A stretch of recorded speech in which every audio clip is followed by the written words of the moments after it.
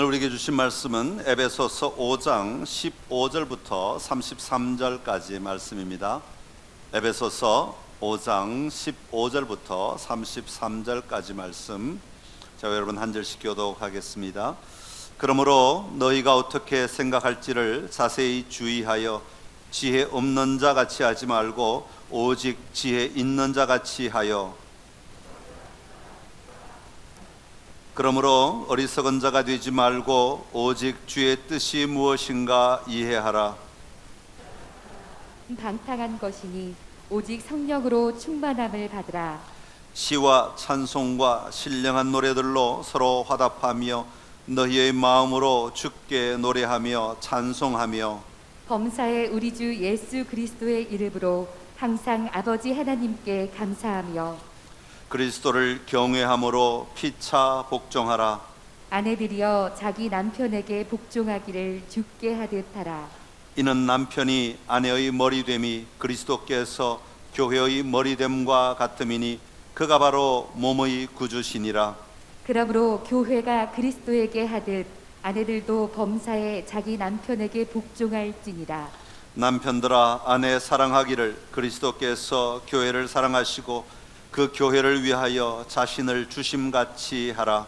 이는 곧 물로 씻어 말씀으로 깨끗하게 하사 거룩하게 하시고 자기 앞에 영광스러운 교회로 세우사 티나 주름 잡힌 것이나 이런 것들이 없이 거룩하고 흠이 없게 하려 하심이라.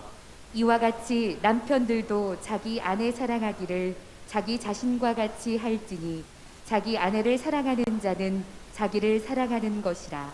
누구든지 언제나 자기 육체를 미워하지 않고 오직 양육하여 보호하기를 그리스도께서 교회에게 함과 같이 하나니 우리는 그 몸의 지체이니라. 그러므로 사람이 부모를 떠나 그의 아내와 합하여 그 둘이 한 육체가 될지니 이 비밀이 크도다. 나는 그리스도와 교회에 대하여 말하노라.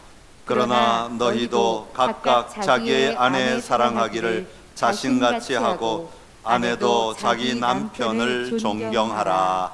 아멘. 할렐루야. 오늘 에베소서 5장 말씀 가지고 그리스도인의 가정이라는 제목으로 함께 하나님의 말씀을 나누겠습니다. 원래는 5장 15절부터 6장 9절까지 말씀인데요, 다 연결된 말씀이니까 다 읽지는 못했습니다. 얼마 전에 텔레비전을 잠깐 보다가 네팔의 한 가정의 이야기를 보게 되었습니다. 네팔에서 새해가 되면 풍습이 하나가 있는데 우리처럼 온 가족이 부모님에게 가서 새해 인사를 드리는 것입니다. 그런데 재밌는 것은 부모님들이 자녀들이 그 집에 다 왔을 때, 모였을 때 설날 아침에 자녀들 앞에서 준비하는 게 하나가 있습니다. 그게 뭐냐 하면 쌀에다가 빨간 물을 들여가지고, 먹는 물이겠죠, 물을 들여가지고 그것을 쪄가지고 이렇게 찐득찐득하게 만들어 놓은 쌀을 준비하는 거예요. 밥을 준비하는 거죠. 그리고 아버지는 보리 이삭, 한 요 정도 되더라고요. 보리 이삭을 한 움큼 준비해 놓는 겁니다.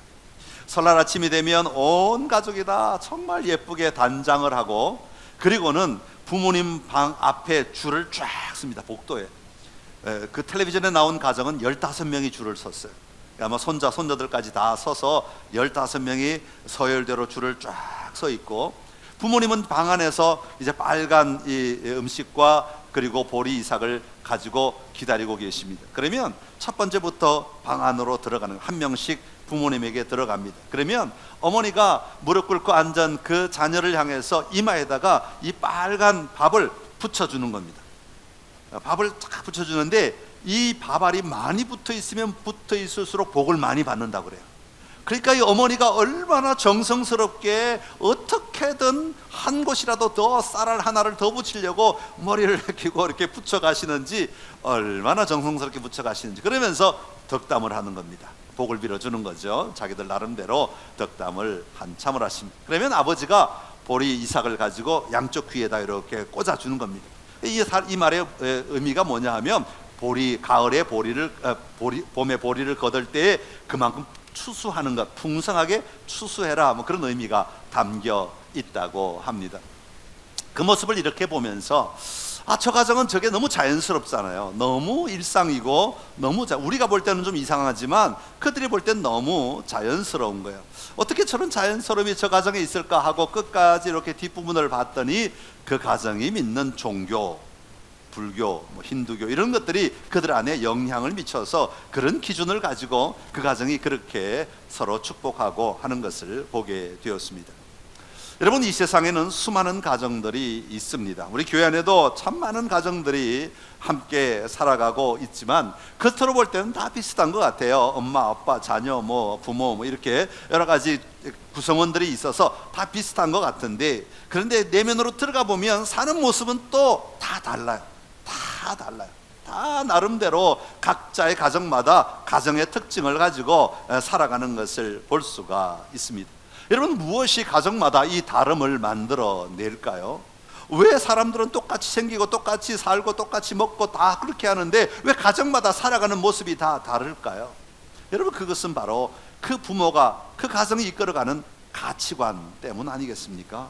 이 가정이 부모가 가지고 있는 가치관, 다른 말로 하면 생각, 아니면은 신념, 아니면은 신앙, 이런 것들이 무엇이냐에 따라서 이 가정이 살아가는 삶의 양태는 매우 달라지게 된다고 하는 겁니다. 여러분, 그렇다면 그리스도인의 가정은 어떠해야 할까요? 성경은 무엇이 가정의 기반이 되고 어떻게 살아야 한다고 말하고 있을까요? 오늘 에베소서의 말씀을 통해서 그리스도인 가정의 원리를 다시 한번 살펴보면서 함께 믿음으로 우리 가정도 이런 가정으로 만들어 가야 하겠다 하는 도전이 있는 은혜가 오늘 저와 여러분에게 있기를 간절히 기원합니다. 자, 먼저 그리스도인의 가정은 성령의 충만을 받아야 합니다.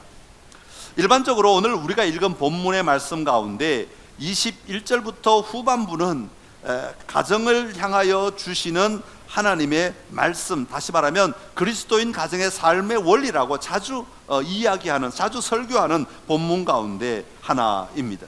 오늘 21절이 그 중앙에 딱 연결고리로 서 있게 되는데, 우리 21절 말씀을 같이 한번 성경 보시면서 짧으니까 같이 읽어보겠습니다. 그리스도를 경외함으로 피차 복종하라. 아멘.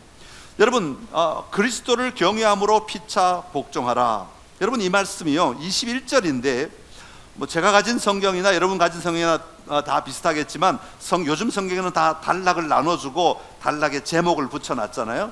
근데 여러분 성경은 21절부터 시작해서 22, 23, 24 이렇게 갑니까? 아니면은 21절은 앞으로 가고 22, 23, 24 이렇게 갑니까? 21부터 나와 있는 게 대부분 성경이죠.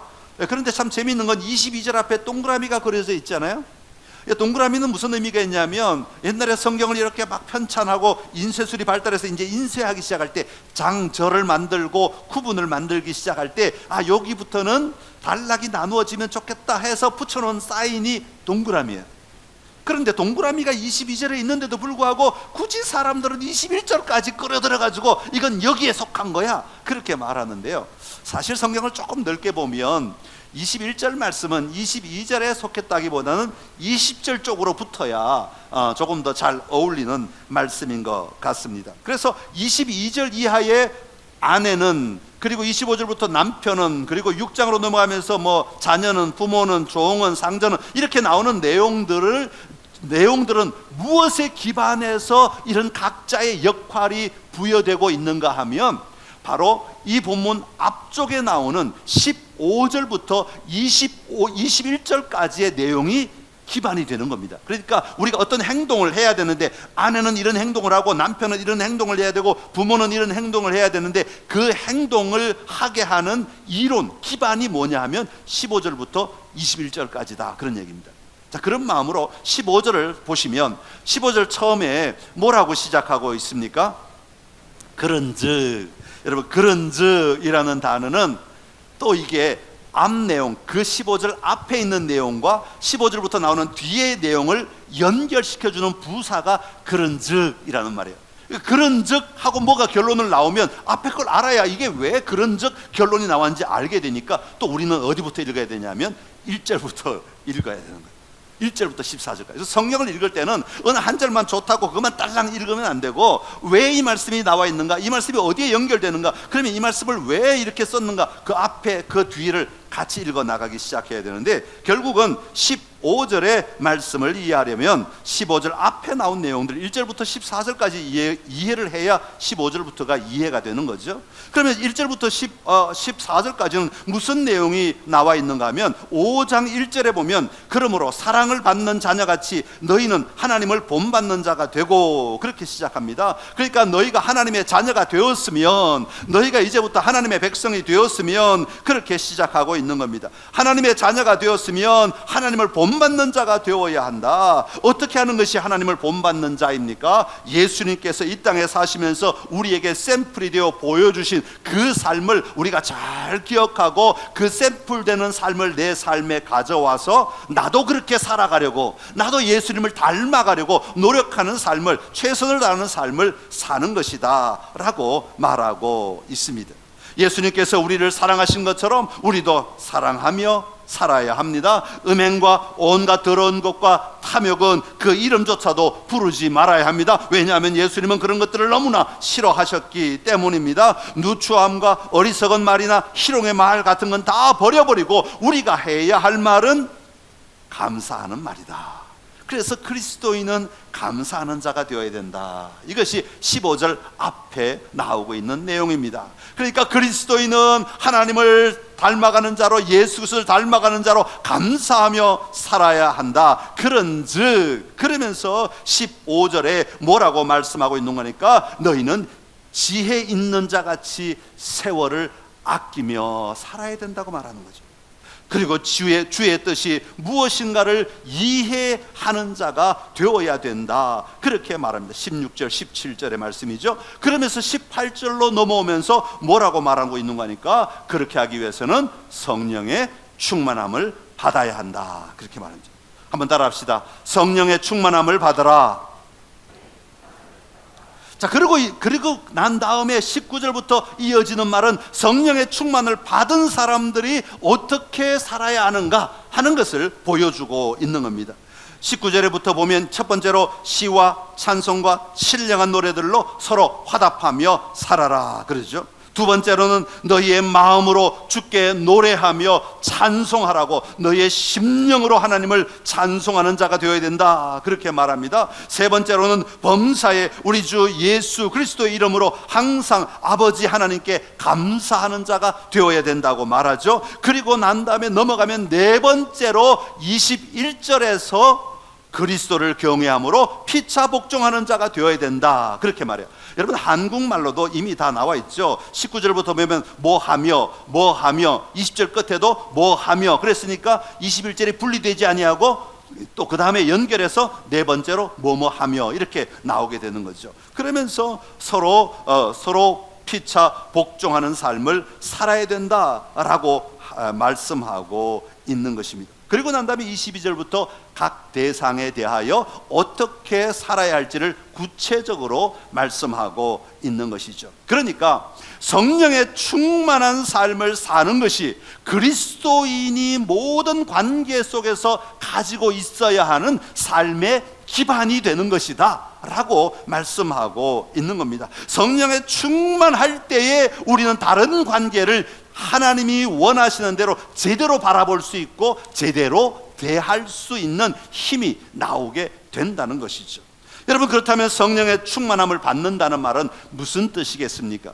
여러분, 어떻게 하는 것이 성령의 충만함을 받는 것입니까? 여러분, 성령의 충만함을 받는다는 것은 일회적 사건을 이야기하는 것이 아닙니다. 계속하여 성령의 충만함 속에 머물러 있는 것을 이야기합니다. 그러니까 성령에 충만한다고 하는 것은, 우리가 예수님을 믿으면 성령님이 우리 안에 임하세요. 성령님이 내주하신다, 그렇게 말씀하시죠. 그 내주하시는 성령님께서 계속해서 우리 안에서 일하고 활동하실 수 있도록 만들어가는 것이 바로 성령의 충만한 삶을 사는 것이다, 그렇게 말씀하고 있는 겁니다.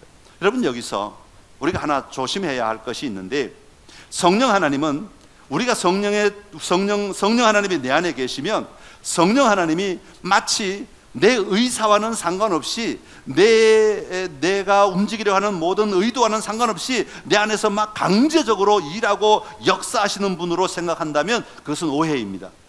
여러분, 우리 성령님은 그렇게 일하시는 분이 아닙니다. 왜 이런 오해가 나오냐면 우리 귀신들 생각을 해보시면 아마 좀 쉬울 것 같은데, 여러분, 누군가에게 귀신이 들어가면 어떻게 돼요?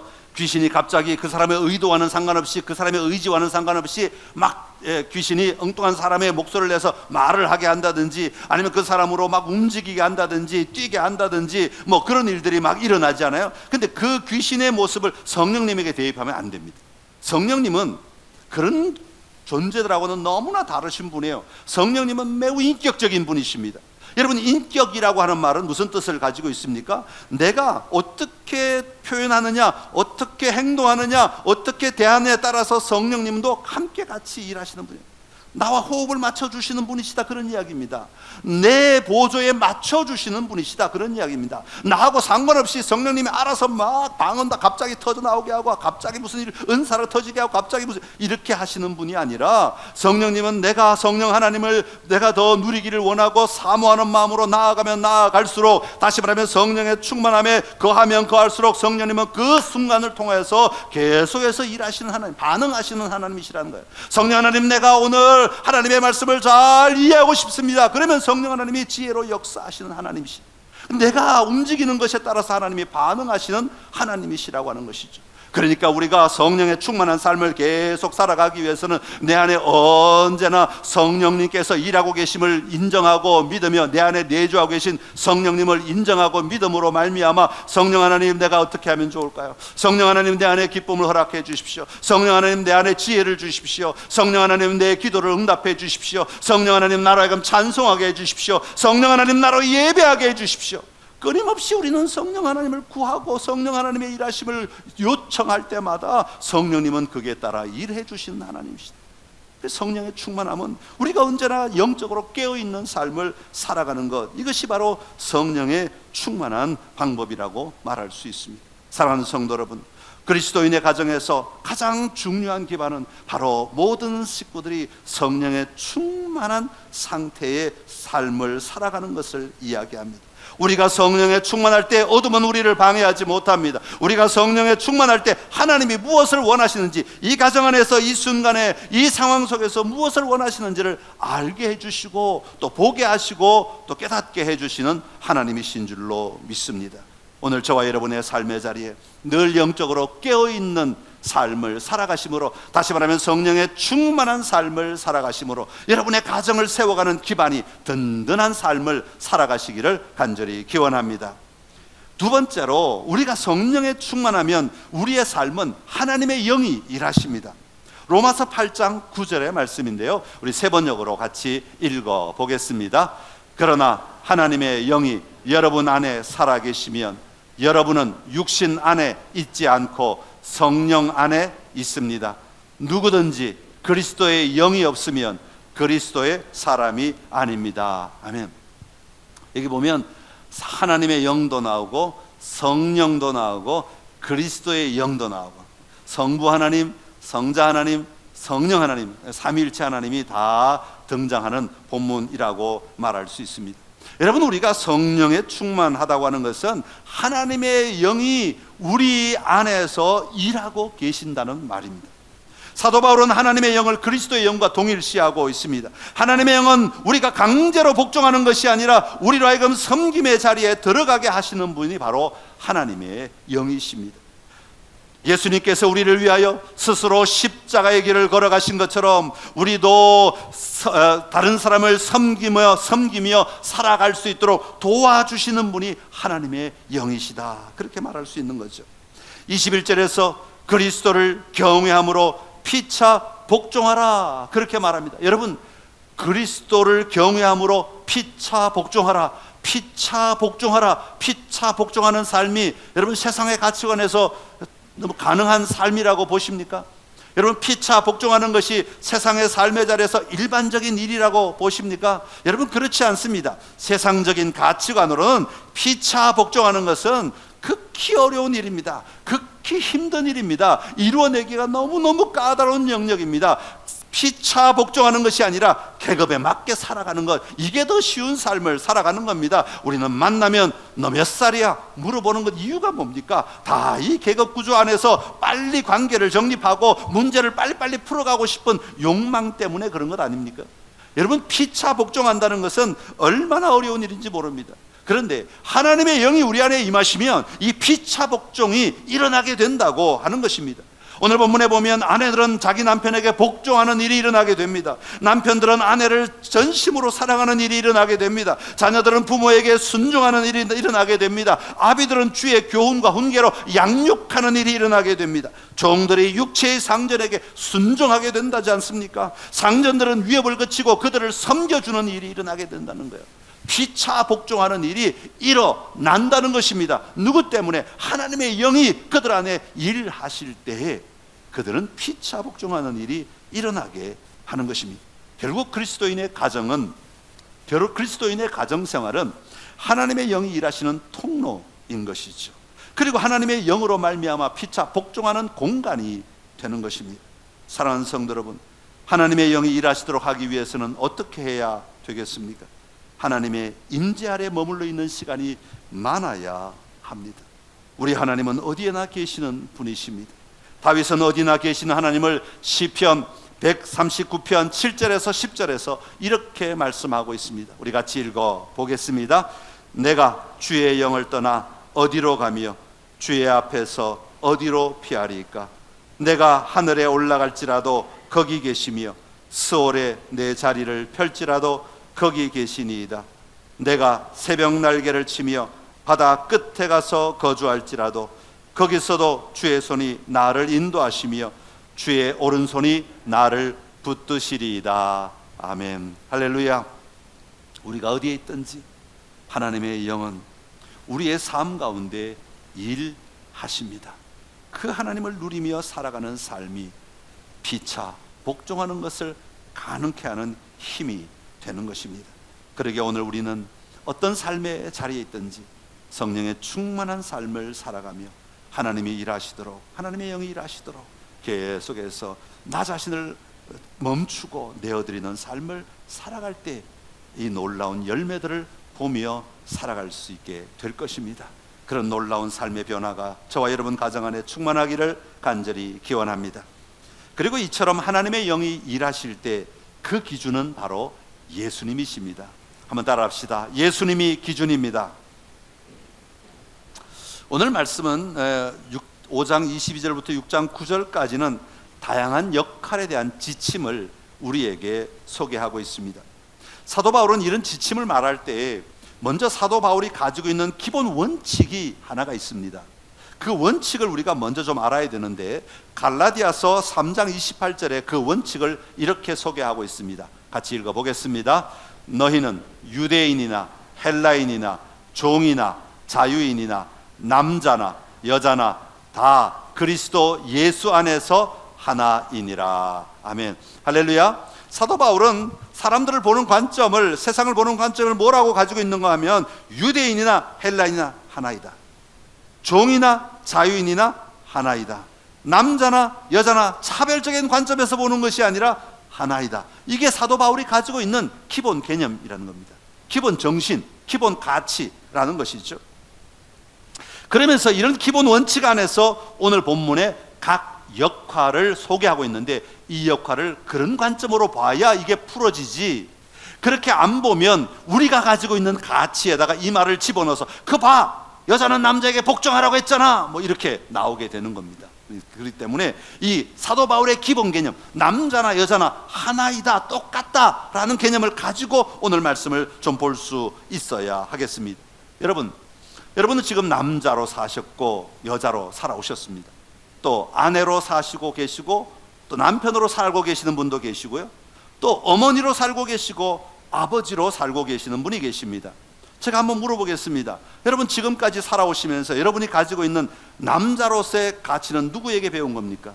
남자로서의 기준은, 남자는 이렇게 살아야 된다 기준은 누구한테 배운 겁니까? 여자로서의 기준, 나는 이렇게 살아야 된다, 이건 누구한테 배운 겁니까?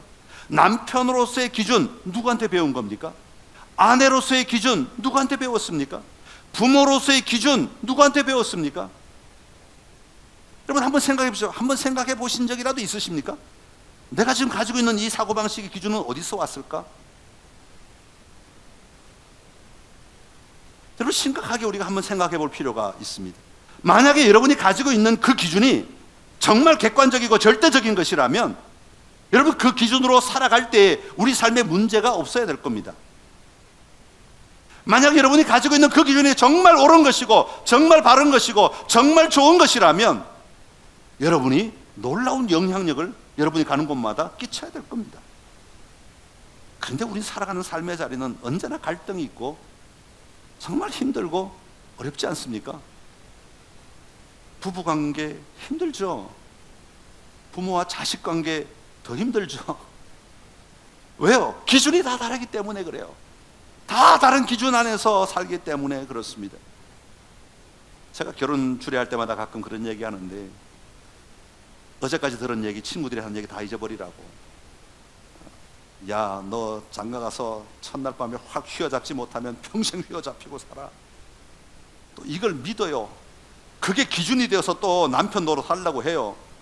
그런데 어떻게 행복하겠어요? 그렇지 않아요? 그 친구의 말이 기준이 되어버리면 그 인생이 어떻게 행복할 수 있겠냐고요. 그게 객관적인 이야기도 아닌데 여자를 짓밟아야 이길 수 있다. 이게 어디서 나온 사고방식이고 어디서 나온 사고 기준이란 말입니까? 남편에게 그냥 바가지를 박박 긁어야 행복할 수 있다. 이게 어디서 나온 사고 기준이란 말입니까? 이건 다 틀린 거야. 과연 그 기준이 객관적이냐 말이에요. 그 기준이 하나님이 주신 거예요. 그 기준이 하나님이 기뻐하시는 거냐 말이에요. 우리는 그런 관점으로 봐야 되지 않겠습니까? 오늘 사도 바울은 모든 대상에서 이야기할 때마다 빼놓지 않는 대목이 하나가 있어요. 그게 뭐냐면 예수 그리스도라는 겁니다. 다시 말하면 아내가 남편을 대할 때의 기준도 예수 그리스도, 남편이 아내를 대할 때 기준도 예수 그리스도, 부모가 자녀를 대할 때 기준도 예수 그리스도, 자녀가 부모를 대할 때 기준도 예수 그리스도라는 겁니다. 종이 상전을 대할 때도 예수 그리스도, 상전이 종을 대할 때도 예수 그리스도가 기준이라는 겁니다. 예수 그리스도께서 하신 것처럼, 예수 그리스도께서 주신 것처럼, 예수 그리스도께서 가지신 것처럼, 예수 그리스도께서 행하신 것처럼 너희도 이렇게 행해야 되지 않겠느냐 말씀하시는 거예요. 여러분 조금 자세히 볼까요? 처음엔 우리 22절은 아내들부터 쓰였지만 제가 남편들부터 먼저 연구를 하는 바람에 남편들부터 먼저 보겠습니다. 25절부터 보면 남편들아 아내 사랑하기를 그리스도께서 교회를 사랑하시고 그 교회를 위하여 자신을 주심같이 하라 그랬어요. 남편이 아내를 사랑하는 기준은 예수 그리스도신데 예수 그리스도께서 교회를 사랑하셔서 뭐 하셨다고요? 자기를 주셨대요. 자기를 줬다는 말은 뭐예요? 예수님이 십자가 달려 돌아가셨다는 얘기예요. 교회를 위하여 십자가 달려 돌아가셨다. 자기 생명 내어 주었다는 겁니다. 자기의 목숨 내어 주었다는 겁니다. 자기의 모든 삶을 내어 주었다는 겁니다. 이게 사도 바울이 지금 말하고 있는 남편됨의 기준입니다. 아내를 대하는 태도의 근원이라고 말하고 있는 거예요. 놀랍지 않습니까? 여러분 우리가 이 기준을 가지고 살아가고 있습니까?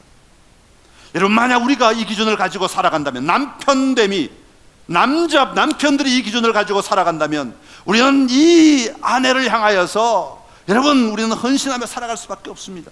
내 목숨을 바쳐서 사랑해야 될 사람인데 별만 따져주지 말고 목숨을 바쳐 이 아내를 위하여 내 목숨을 바쳐 사랑해야 될 대상이니까 뭐가 문제가 되겠어요? 그리고 그 아내를 향하여 섬기는 게 뭐가 부끄러움이 되겠어요? 그 아내를 향하여 세워주는 게 뭐가 어려움이 되겠어요? 절대로 어려움이 되지 않습니다. 여러분 이런 남편은, 이런 부모는, 이런 남자는 아내를 위하여 기도해 줘야 되는 거죠. 아내를 위하여서 삶을 살아내야 하는 것이고 자녀를 위해서 침대맡에서 무릎을 꿇고 자녀 손을 붙들고 기도해 줄 수 있어야 하는 것입니다. 여러분 우리의 기준을 자꾸 사람에게 두니까 문제가 일어나는 것 같아요. 근데 오늘 사도 바울은 그 기준을 예수 그리스도에게 두라고 말합니다. 예수 그리스도 밑에서는 남자나 여자나 다 같이 예수 그리스도 밑에 있는 거예요. 예수 그리스도가 기준이 되신다고 말이에요. 우리가 바라봐야 될 대상은 예수 그리스도시라는 거예요. 종이나 상전이나 다 예수 그리스도가 상전이라는 거예요. 여기 마지막에 보면 6장 9절에 그렇게 말해요. 상전들아 너희도 그들에게 이와 같이 하고 위협을 그치라. 이는 그 이유는 그들과 너희의 상전이 하늘에 계시고 내가 다른 종의 상전이 아니라 우리 모두의 상전이 하늘에 계신다, 그 얘기예요. 그러니까 모두의 상전 앞에서 우리는 다 똑같이 서로 섬기며 서로 세워가며 함께 살아가는 사람들이어야 한다. 이게 사도 바울이 말하고 있는 기준인 것입니다. 그러니까 여기에 남자나 여자나 남편이나 아내나 똑같은 거죠. 부모나 자녀나, 부모가 자기의 힘으로 자기의 지식으로 자기의 기준으로 자녀를 양육하는 것이 아니라 예수 그리스도가 기준이 되어서 우리는 그 예수 그리스도의 기준이 이루어지도록 도와주는 사람일 뿐입니다. 그럴 때 문제가 없어지게 되는 거죠. 자녀들은 부모가 나를 혼내기 때문에 부모 앞에 공경하는 것이 아니라, 부모가 명령하기 때문에 하는 것이 아니라 우리 주님 앞에서 우리는 모두 다 그렇게 살아가야 하기 때문에 마땅히 그 삶을 살아가는 것이라고 고백하고 있는 것입니다.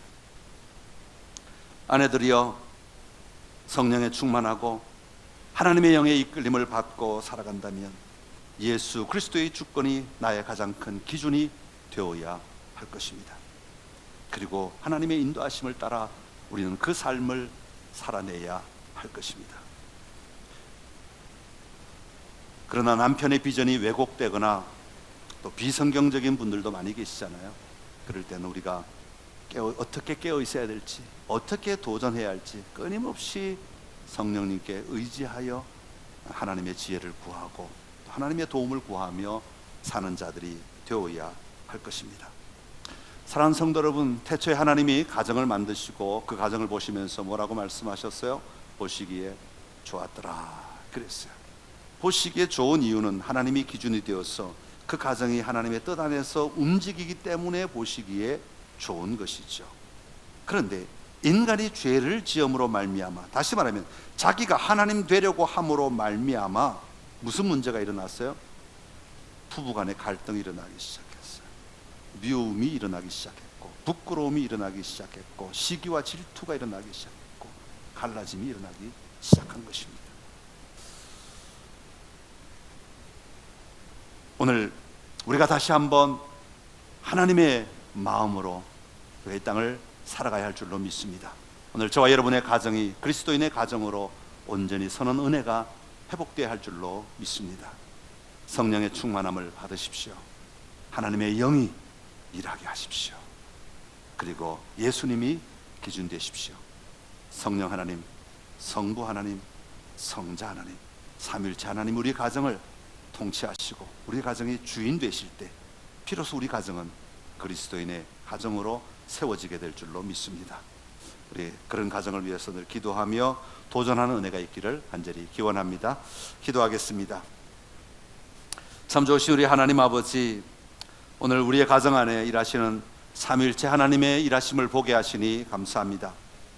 우리의 삶의 기준, 우리의 삶의 가치, 우리의 삶의 확신들 대부분이 내 경험을 통해서, 내 환경을 통해서 습득된 것인 줄로 압니다.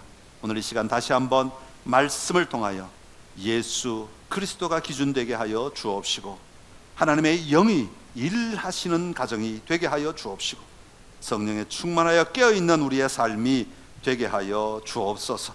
그래야 우리 가정 안에 함께 하나님을 향하여 나아가는 도전이 있게 하여 주옵시고, 함께 하나님의 집을 세워가는 공동체의 삶을 살아내게 하여 주옵소서.